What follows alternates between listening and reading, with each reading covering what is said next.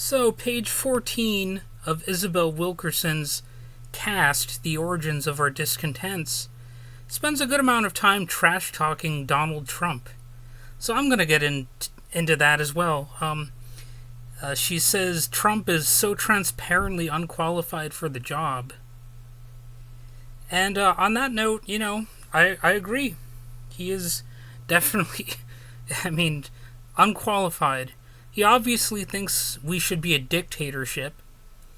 And, we need to worship him and praise him. And any kind of flaws in his administration are obviously coming from somewhere else. And he'll throw everybody around him under the bus, so to speak. I mean, that's kind of an overused expression, but I'll use it here. And he obviously thinks the media should be loyal to and serve out every one of his wishes, promote him all the time, not even ask basic questions. A lot of these media people are actually throwing out these softball questions to him, and he's still acting like they're being traitors to his cause and all that kind of stuff. Like, he's just a dummy at every turn. Anything negative they have to say about the administration is considered fake news, which is yet another highly overused term by now.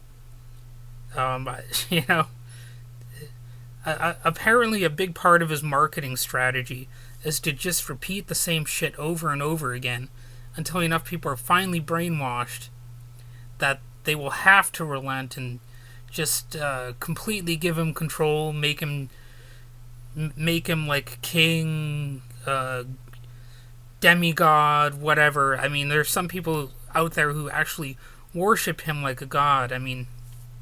Imagine this. He's a reality star talk show host with who was born into wealth, wasn't even a self-made millionaire or billionaire.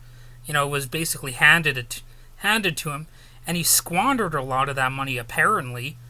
And so many failed business ventures, and in this contemporary setting, he's obviously had some relationships with questionable people like Jeffrey Epstein, and on the Wendy Williams show and elsewhere on national television, he's even leered over his own daughter and stuff like that. Like, go ahead and watch that Wendy Williams clip. It's like she asks them what they have in common with each other, like what Ivanka has in common with Donald Trump.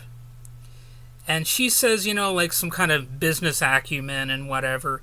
And he says that he has sex in common with his daughter. Like, what the hell? Completely unprovoked. It's not like Wendy Williams is, Howard Stern or something, and he's kind of, sending people in a perverted direction. That was just something that he chose to say. But anyway, I'm getting a little bit distracted here, obviously. But anyway, we've learned that, like a lot of politicians, Donald Trump can lie and break the law with apparent impunity every step of the way. Now, I know there's talk that, he's probably going to end up in prison and blah, blah, blah. But really, you have to look at this realistically. If they look at Donald Trump and go after him for his criminal behavior, they kind of open the door to doing that with all of the past presidents, don't they? And not just presidents, but all the president's men and, throughout history, all the people serving these administrations. I kind of think that's why Joe Biden and people like him really want to move on, so to speak. Because if you look at skeletons in his closet, then they're going to look at skeletons in yours. There is a reciprocal thing going on here. And oddly enough, that is how a lot of this political system works. If you sling some mud, they're going to take some of that same kind of mud right off their own face and throw it right back. So this really isn't anything new. It's been a pretty standard part of a political universe throughout the entire human history. So you can't expect that to change just because Donald Trump is in the White House. So anyway, moving on a little bit here. Trump continues in his silly defense of religious extremists, too, portraying America as nothing but a Christian nation. Despite the U.S. Constitution making abundantly clear that church and state are supposed to be separate, especially considering how this country was initially populated by some seeking to avoid religious persecution. You know, these are all things we learn in grade school, aren't they? Like, I certainly learned about this kind of stuff. Like, there is a reason why we're not supposed to have rule by religion or rule against a religion. And that is really the spirit of secularism. These dumbass conservative Christian types will often depict secularism as if it's, atheistic, but it's actually not supposed to be that way, alright? So, I mean, that's just one of the many lies that these people will often bring up, even though they don't really understand. You know, I mean, look at it this way. Like, even if we do have a Christian sect in charge, like, who's to say that it wouldn't be like Fred Phelps and his followers at the Westboro Baptist Church, who are known for brandishing signs like God hates the USA and thank God for 9/11 and homophobic gibberish near funerals of slain soldiers and things like that. So the question becomes, if we were to establish Christianity as the main religion, who's to say that it won't be someone like that calling the shots? You know what I mean? It's like, which religion, which God are we going to go with? Which version of the Christian God? You know, there's so many different interpretations of this religious stuff that these are real questions we would have to ask. Even if we accepted the idea at the core that, yes, we need God in the White House and all that kind of crap, well, we'd still have to deal with these issues. We're also told that Donald Trump should be exactly what is needed to safeguard and enhance the Constitution, but in 2020 he has gone after social media companies for flagging his posts as offensive or misleading, which actually is a free speech right they have. Look at it this way. If I start a website or online forum and decide certain posts or posters should be banned, does this immediately make it a government concern? If it does, doesn't it become a matter of government itself regulating speech? So long as anyone can start their own competitive social media sites or forums, a platform can decide what and who is allowed on it. Really, this is solely a matter of Trump and others wanting to use the government to tell people how they can and cannot control content on platforms or discussion forums. And it must be Trump's truth that gets presented, of course. That's really what this is all about. It's not like these people have some, lofty standards. It's all about being sycophantic to Donald Trump. Even more simply, Trump just does not want others criticizing him in the media, such as when he mentioned launching a federal investigation against Saturday Night Live for making fun of him, which is another scandalous Trump statement that many have forgotten, apparently. So another joke we keep getting told: Trump is not an ideologue and does not have a rigid political agenda. If ever this was the case, that ship sailed away quite a while ago. It's debatable whether Trump or any politician truly believes what he says he believes, but he has quite firmly cemented his positions and himself within them by now, to the point where he's certainly not turning back, and there is no turning back for him ever. He is forever beholden to his freakish alliances with the anti-science evangelical Christians and various also anti-science right-wing hate groups. And of course, those groups are all mutating and splintering off too. It's a very interesting thing to see right before my eyes.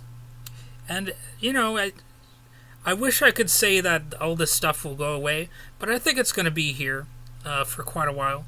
It might not be quite as powerful, because it'll keep splintering and breaking down over time. because that tends to happen with bad ideas, but who knows? I could be wrong. Maybe we'll end up with somebody worse than Donald Trump in 2024. It's certainly possible.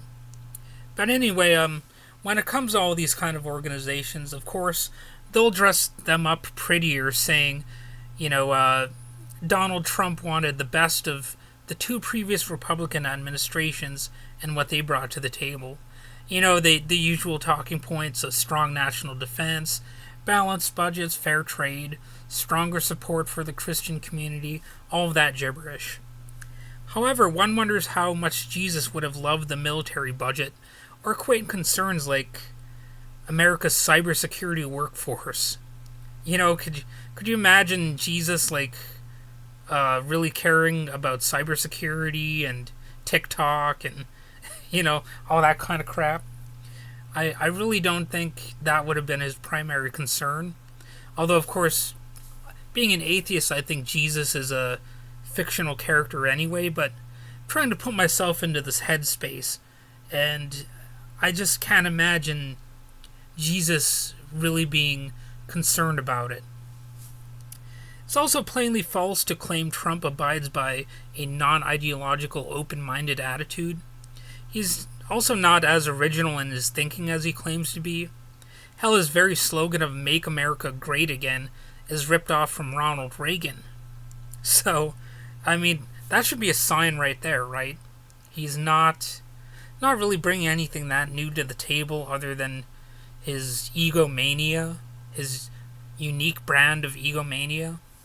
I don't think even under George W. Bush, you could rightfully say a lot of legitimate things about how awful he was, but he at least didn't come across as an egomaniac to the same degree as someone like this, right? In fact, I'll even be scandalous here and say that, if anything, Joe Biden is seeming more like an egomaniac than George W. Bush.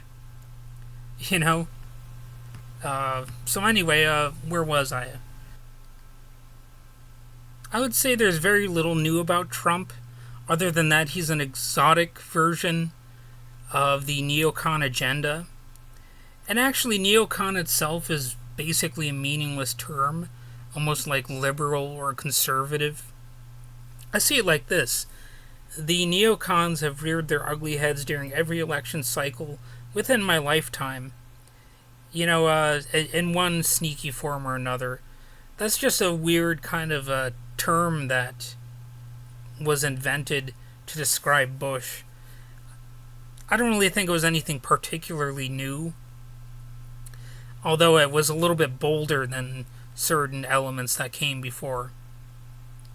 They were merely called different things at various times, but they have often pursued similar agendas, and it's been way more of a bipartisan effort than some would have us believe. For example, Bill Kristol has been called the godfather of neoconservatism by Jonah Goldberg, but there's nothing particularly new about his right-wing visions to distinguish himself from Reagan. On the bright side, Kristol has criticized Trump on a few occasions, but not nearly enough. On that note, I hope I don't come across solely as a Republican basher. I'm no fan of the Democrats either, and I feel obligated to say that in every political video that I make. But, Trump has earned a lot of this unique derision. So, I'm not going to back down and do a whole bunch of whataboutism here. Because Trump has really earned a particular brand of disdain. And a lot of it just has to do with how obnoxious he is. He's definitely one of the most obnoxious people. He's such a whiny crybaby, too, and about the dumbest things, not even about issues that really matter. And half the time when he says people are being mean to him, they're not even being particularly mean, in a lot of cases. He's just always been this victim. He's an orange snowflake, and I will be glad to see him leave in January